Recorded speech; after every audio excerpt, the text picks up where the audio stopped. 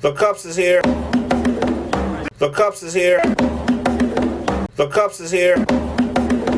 The Cups is here. The champ is here. Like a butterfly, sting like a bee. 40 and Steel Gaming Coffee Goblets are now available. Get yours today at www.etsy.com/shop/40 and Steel Gaming. Get them while they're fresh. What's up, peeps? RG26116 in the ride. As you know, or for those of you guys who don't know, Nintendo just released a port of Doom. And it was super cheap. And of course, like a sheep, I brought it. So then I thought about it, like, damn, that's like 3 copies. I got a copy on my Switch. I got a copy on my Xbox 360, now Xbox One because it moved over. And I also have a copy for my Super Nintendo. And I'm like, oh yeah, that's cool. And then I stopped and paused like, yo, why the hell do I like Doom so much? So it got me thinking, yo, why am I writing a script about this game when I don't even know why I like it? So I had to go back into the Wayback Machine. Check this out.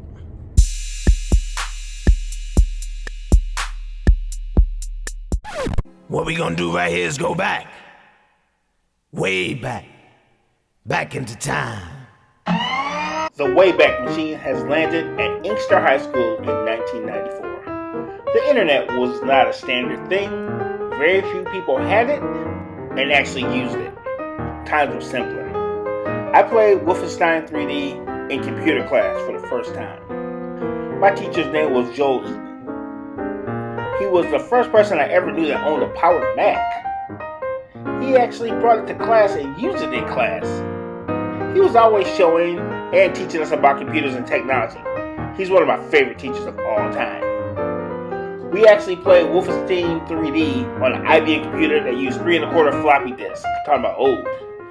The operating system was DOS at the time. The resolution was a small 640 by 480. We also played on keyboard because there was no joystick support. But the game was just as awesome as the class, so Wolfenstein will always remind me of my favorite time in high school. Let's go to Nashville, Tennessee in the fall of 1995.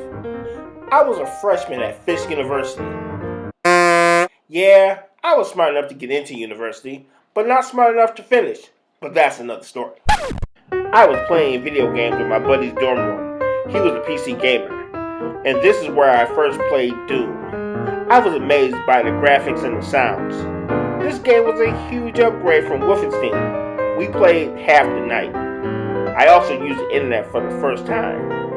In only 1 year, the gaming and electronics and computer landscape had totally changed.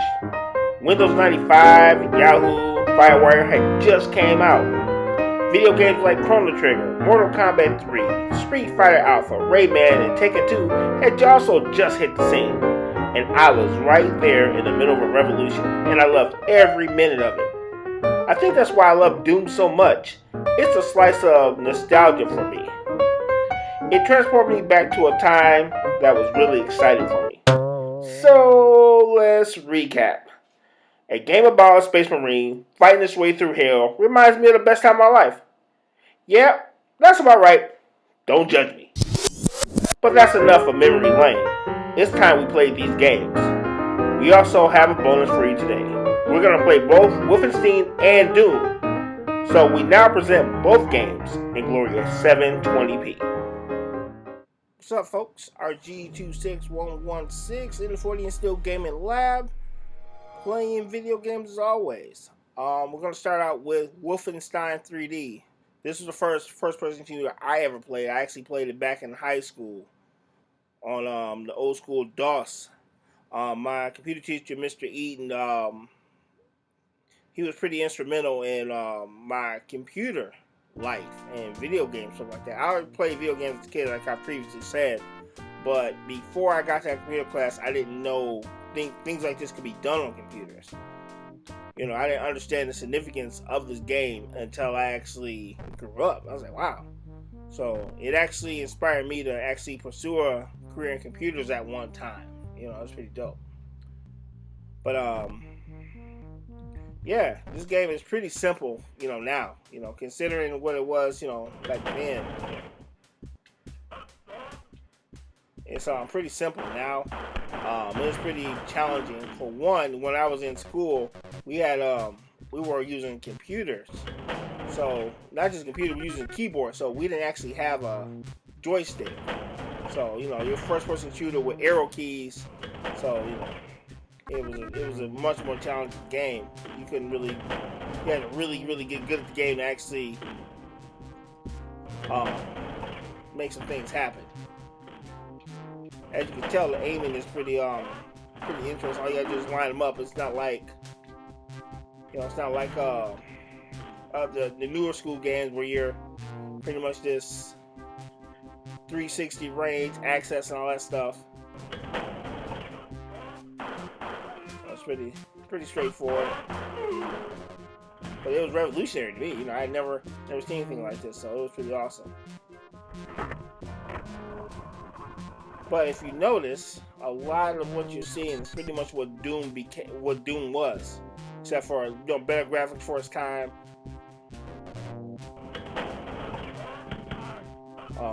better graphics, better themes, more of a story. This story was pretty straightforward. You're B.J. Blazkowicz and you're trying to take down the Nazis, and you're capturing Wolfenstein. So it doesn't seem like much now, but it was pretty revolutionary, and I still enjoy this game. And I would recommend, like always, with most 40 and still gaming shows, to play the games. Man, they're pretty dope. I don't recommend that you just watch this video and say, "Oh, that's nice." I expect you to kind of learn and get your history on and really embrace these games, because they're pretty dope. Let's see.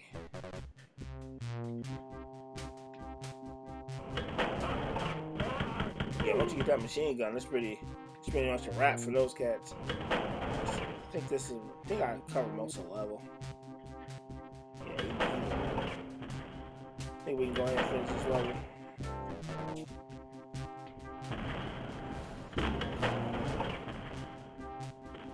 Hey, what's going on?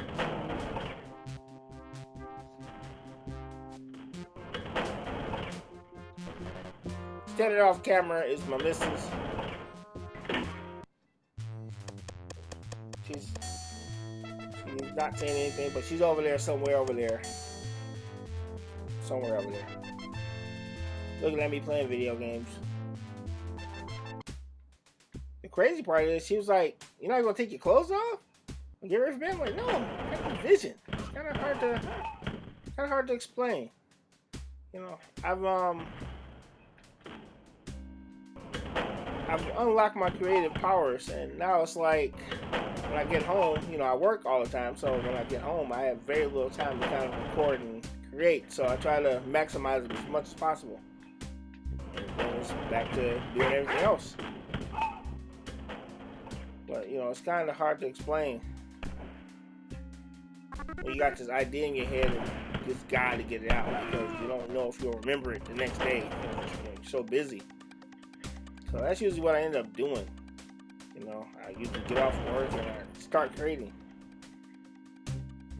Because eventually, like we said in our mission statement, these video games are just going to start paying for themselves. That continues to be our mission statement. So eventually, it's going to start paying for itself. Oh, I got a better gun. My neighbor. Oh, I got a knife? Yo, I got a machine gun. I forgot, you don't keep your weapons per level. Okay. Just learned that. Yeah, guess what? You don't keep your weapons in different levels. So I'm back to my good old-fashioned handgun. Okay, open sesame.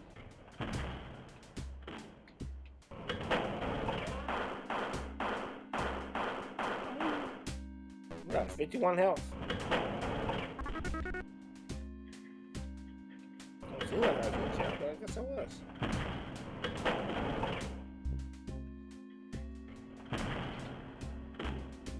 Yeah, I know this game doesn't seem like much now, but it was pretty dope for its time. Because you understand, I'm a little older, so we're talking about like 1995. We're fresh off of Super Nintendo and things like that. So there's not a lot of stuff out there that can, in this time period, that can really do what this game was doing. So it's one of the things. It's not. I wouldn't say time and place, but it's definitely a period game. It kind of gave people an idea what really could be done with video games. It's kind of very important. Not just kind of very important.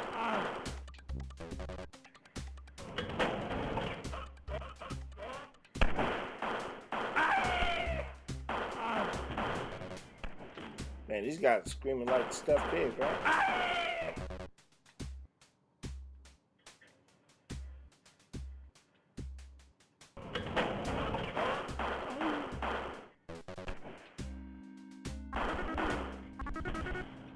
I'm just running from room to room shooting everybody. I have no idea where I'm going.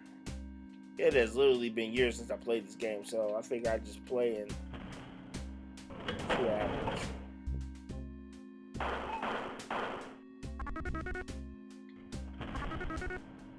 So that's what I'm doing, just playing, see how far we can go, and then we'll move on to Doom.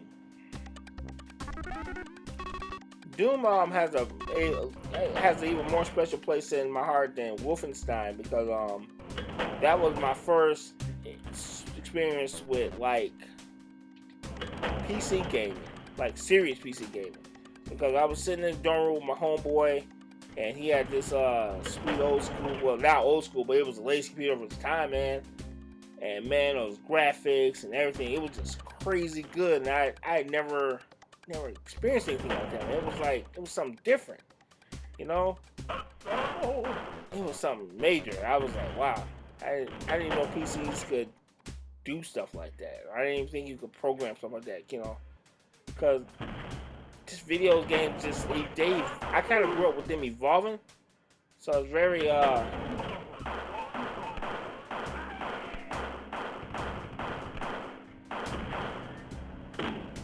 so he said Michael Laban. I'm Laban. Come on, get a machine gun. I'm Laban. Anyway.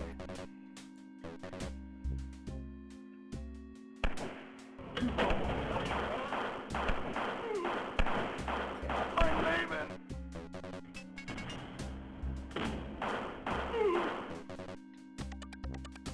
You got killed everybody?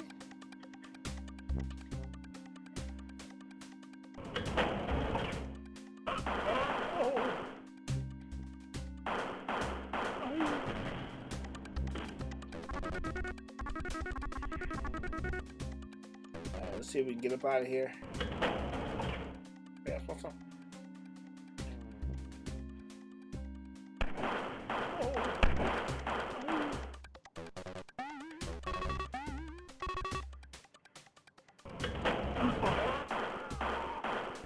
Ah, damn, got me.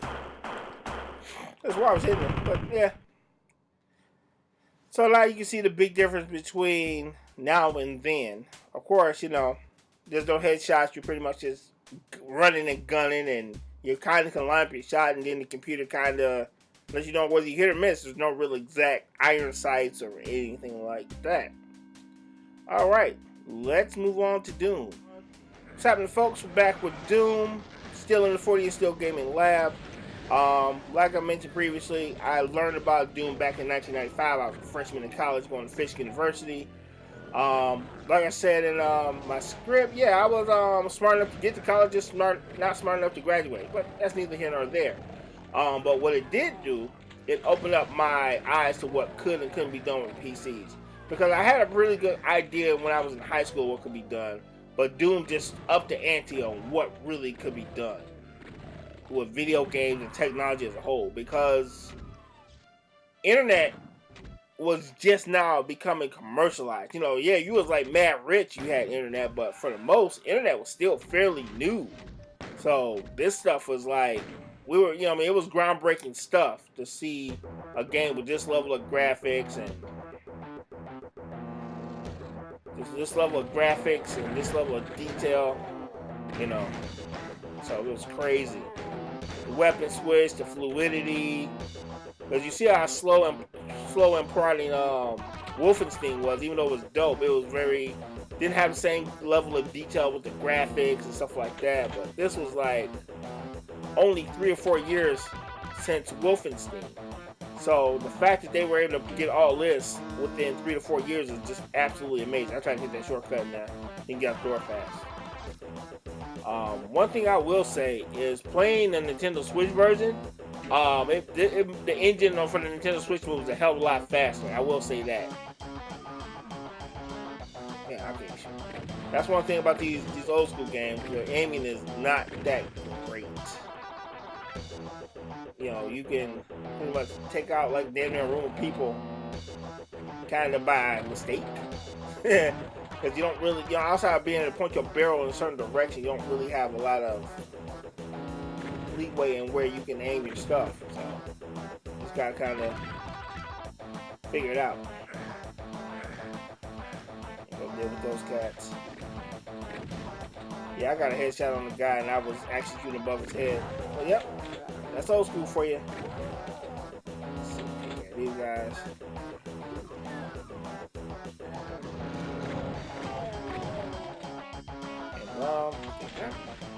Get that. Get that work. The shotgun is absolutely my favorite weapon to do. And the chain gun. We're gonna do it the same way we did before. We're gonna play until we die.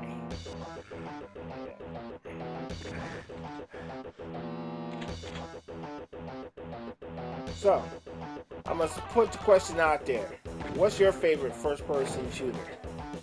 Because I'm not saying this is my favorite, but I have a kind of a really fond memory of it because of the time frame. You know, high school and first time in college and discovering new things. So I think that's how I ended up loving Doom so much. Because every time I play Doom, it reminds me of that time frame. That was a really fun time for me as a young adult. So yeah, it was kind of dope. I remember one time me and my boy, he had a PC, so he put in this code where we were invincible. But we played the whole game of Doom with chainsaw.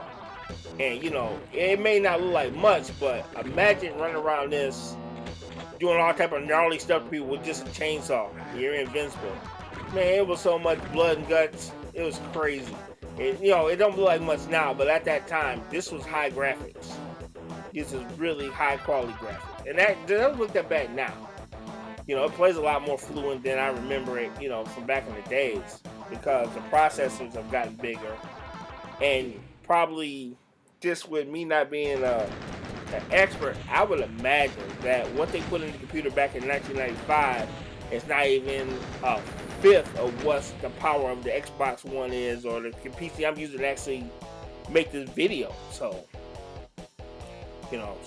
it's just what it is. Time flew and technology got better, and that's awesome. You gotta try to tip your hat to the people who pushed the envelope and made things better. Because that was one thing that doomed the gaming industry before. You had all these things happening, but there was really no progress. That's how you end up with like the ET disaster and the video game crises. People were, they were pushing the envelope and getting money, but the quality of games wasn't there. Let's get him down.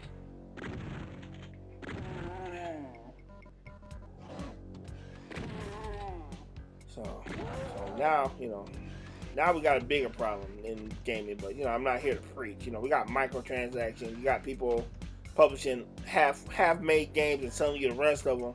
But this is not the time nor place for that argument. Because we as consumers have one simple solution. We don't have to buy the games, but we do. So we're just as much as a problem as the people who make the game. But I'm not here to diss the gaming industry because that's what I do. But I do have to be honest. We are just as much of a problem as the gaming industry as people who create the games. Because we accept whatever they give us. One thing that used to sell games back in the day was always cutting edge technology and creativity. And then, we turn around when we get older and we'll play 9 or 10 different versions of the same Call of Duty and then pay for maps we already paid for 5 years ago. So, can't blame those guys for getting over on us because we allow them to. So, just how the gaming industry goes at this point. Alright, see, we're moving pretty good to this level. I don't exactly remember I used to know all the little shortcuts and stuff like that, but hell, I don't remember that stuff. I should have like started reading through this stuff before I actually yeah,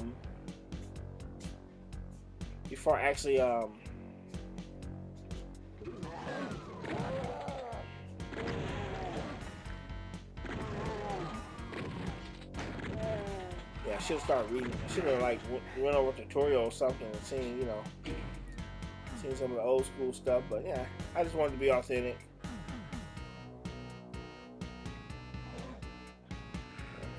Something catch me.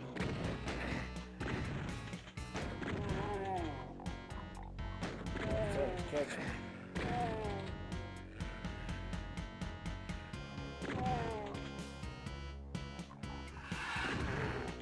As you can tell, the aiming got a little better, even though you don't have like up and down stuff like that. You know, you got things like you can strafe, you can get out of the way of gunfire. It's a lot more fluent. Oh shit! And I say that and get hit by a fireball, but you can tell it's a lot more fluent than it was back, you know, in the beginning. And that could have been with me actually playing with a keyboard versus actually a controller. That might also have a factor in how well or how not good you're gonna play. Because even when I was playing it back on the PC back in '95, I was playing with a PC. I was playing with an actual keyboard. I wasn't actually playing with a controller.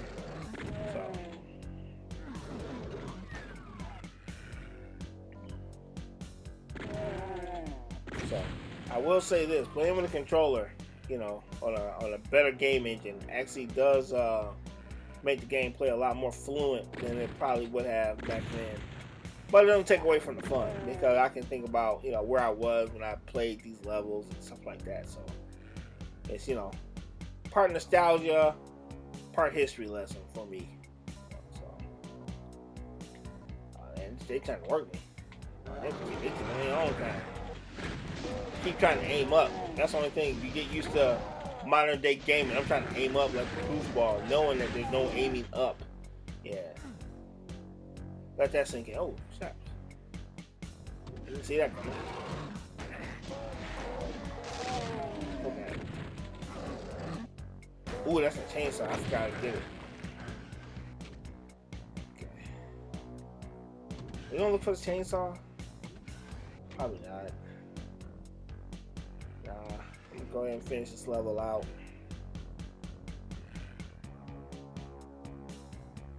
You know, we're not doing, you know, tips and tricks. We're just playing the game so you guys can get an idea of stuff. But I do encourage you to play the game. The game is still fun. It may not be like greatest graphics of all time, but you know, doing it's fun. And it's still revolutionary. Very revolutionary first time. So, you know, you got a couple bucks, and you know, you got a Nintendo Switch, go ahead and pick it up. Got an Xbox One or a PS4, go ahead and pick the game up. You know, it's good for a good, you know, a couple hours of you know, cheap entertainment. Because it's super. When I say dirt cheap, man, it was like super cheap, like on the Nintendo Switch. It was like ridiculously cheap. So definitely a good pickup. You know, if you just want to a quick gameplay or something cheap to wrap your mind around.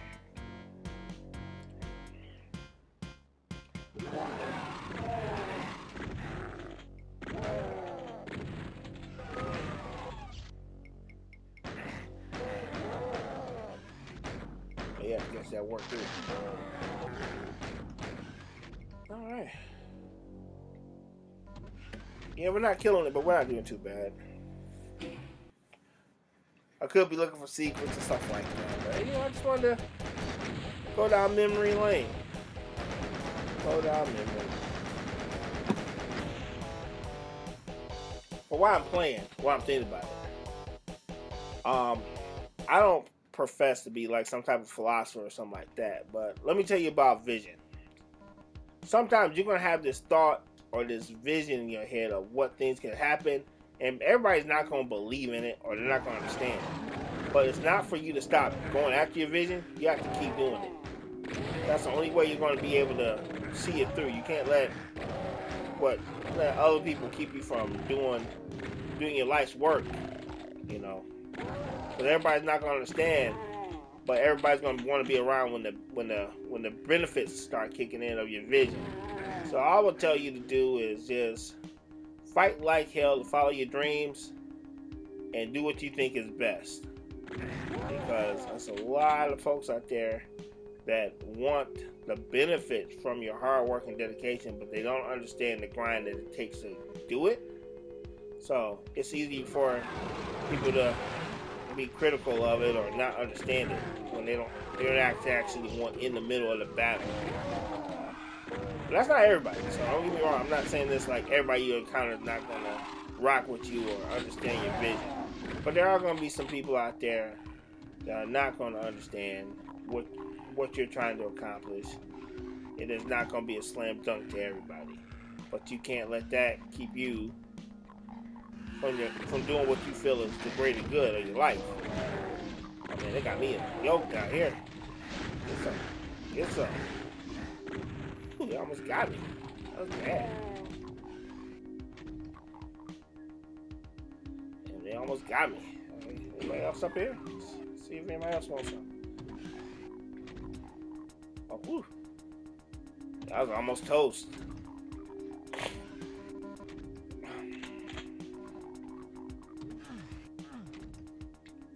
I'm not really watching per se. I'm not really. Oh damn.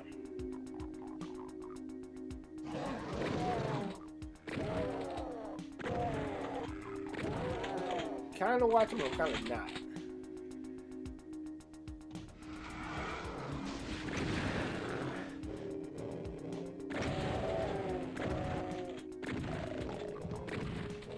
Ah damn. Well, that was it. Well. It's a good game. Appreciate your time. I'm going to go ahead and sign off because it's more important for you guys to play these games versus actually watching me play them. I always encourage you to play the games and follow your dreams. And anything else that you want to do that's positive, go ahead and do it, man, because you only live once and you ain't got nothing to lose. But on that note, I will take leave of you. I'm going to sign off and say peace. This is RG26116. Chucky the deuces.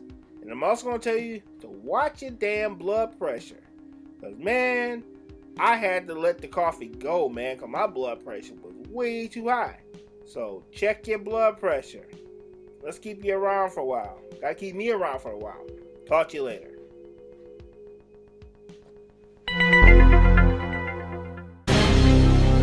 Please like, share, and subscribe. Thank you for watching.